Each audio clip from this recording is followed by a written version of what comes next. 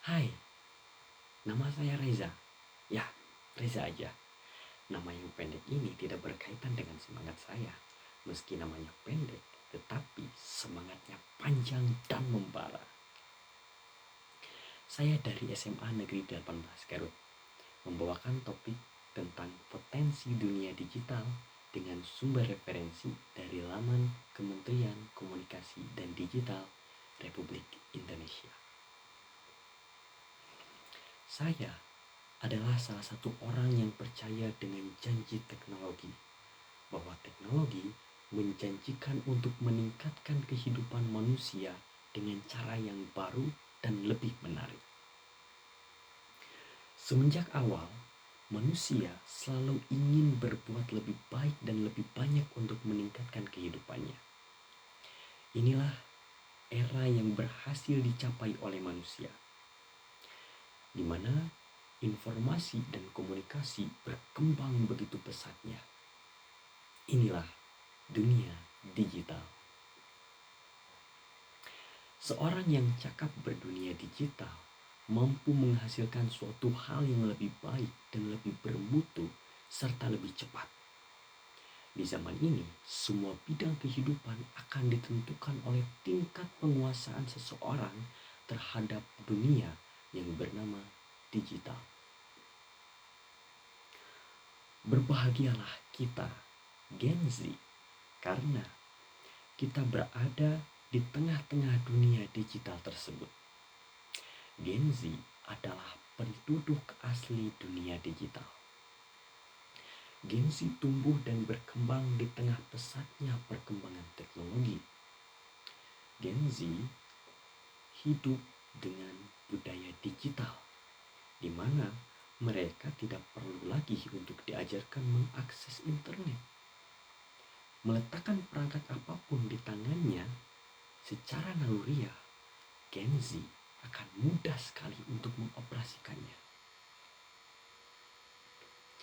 Tetapi, meskipun begitu, jika kita tidak memiliki panduan yang tepat, mungkin kita beresiko mengalami masalah yang serius. Ada satu ruang yang sangat menyeramkan dari dunia digital. Di balik layar sebesar genggaman tangan itu, ada sesuatu yang tanpa kita sadari, sesuatu tersebut sedang mengamati tiap pergerakan kita di dunia digital. Dan bahkan mencuri-curi tentang informasi-informasi tentang diri kita yang ada di dunia digital. Bahkan satu hal yang lebih menyeramkan lagi, layar sebesar genggaman tangan ini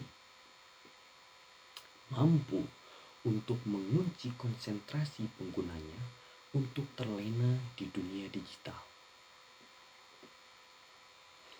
Satu data menunjukkan bahwa Gen Z di Indonesia menghabiskan waktu 7-13 jam dalam sehari untuk berselancar di internet. Aplikasi-aplikasi yang terunduh di dalamnya nyatanya malah menghambat Gen Z untuk mengembangkan dirinya. Konten-konten yang ditonton adalah konten-konten instan yang tidak menstimulus otak untuk berpikir. Dan ancaman yang sangat mengerikan lagi adalah layar yang sebesar genggaman tangan itu bisa memutuskan hubungan manusia dari dunia di sekitarnya.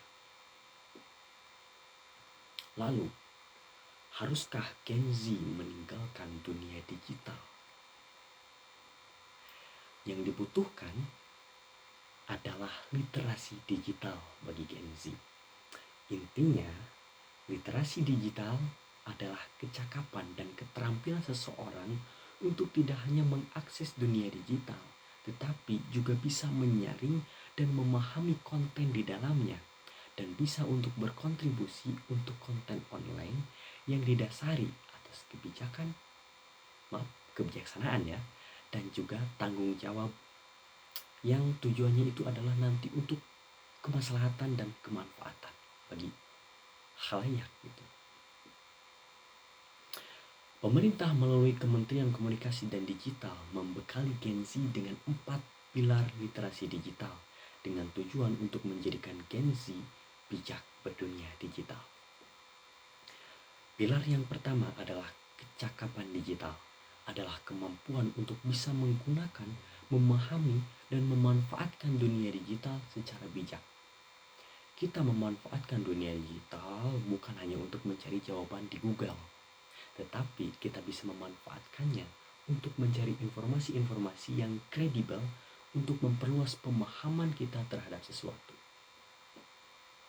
Pilar yang kedua, budaya digital, adalah sikap dan perilaku kita yang mencerminkan nilai-nilai Pancasila dan semangat Bhinneka Tunggal Ika di ruang digital tentunya.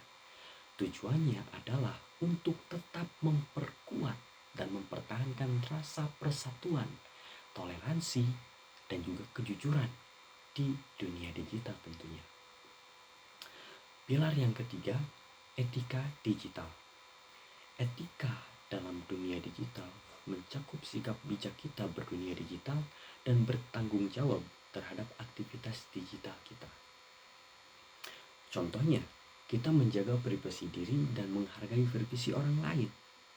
Tidak membagikan berita-berita yang bersifat hoax dan menulis hal-hal yang berbau ujaran kebencian.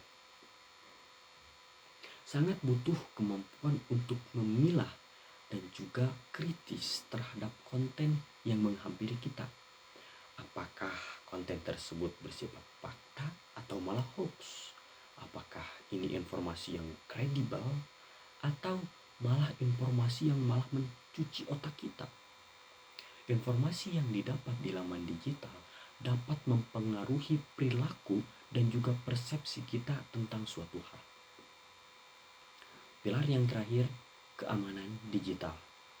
Meskipun dunia digital disebut sebagai dunia yang bebas, tetapi sebagai warga negara yang baik, kita mesti mematuhi peraturan yang tujuannya untuk melindungi data dan aktivitas digital kita dari ancaman peretasan, pencurian data, virus, atau yang sekarang marak adalah penyalahgunaan AI untuk mempropaganda. Itu dia 4 pilar literasi digital untuk menjadikan kita bijak berdunia digital. Kembali ke awal, bahwa teknologi dengan potensinya menjanjikan meningkatkan kehidupan manusia dengan cara yang baru dan menarik. Kunci kesuksesan zaman ini salah satunya adalah terampil dalam berdunia digital. 4 pilar tadi adalah bekal bagi Gen Z sebagai penduduk asli dunia digital untuk memanfaatkan dan mengambil kesempatan di dunia digital ini. Kita Gen Z, kita muda, kita berani, dan kita terampil berdunia digital. Terima kasih.